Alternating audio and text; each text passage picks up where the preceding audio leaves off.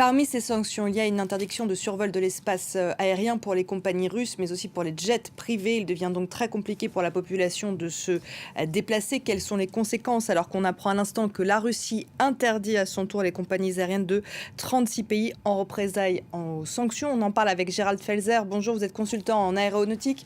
Vous êtes aussi ancien pilote de ligne et président d'Aviation sans frontières. Donc on vient d'apprendre la réaction de la Russie d'interdire donc les compagnies aériennes de 36 pays. Comment ça va se passer? Comment se passe une interdiction de survol? Est-ce qu'il y a une possibilité que les compagnies ou un jet, par exemple, aillent contre cette interdiction?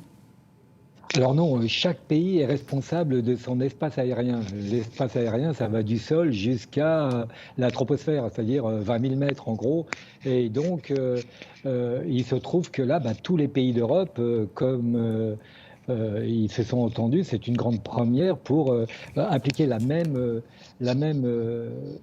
restriction. Donc, en principe, les Russes pas sous peine d'être interceptés par des chasseurs de chaque pays, que ce soit l'Allemagne, la Pologne, puis la France, et puis avec des codes qui sont connus, internationaux, de sommation.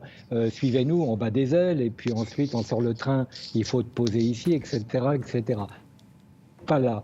Et s'il devait y avoir une attaque, ça serait plutôt avec des missiles qu'avec des avions.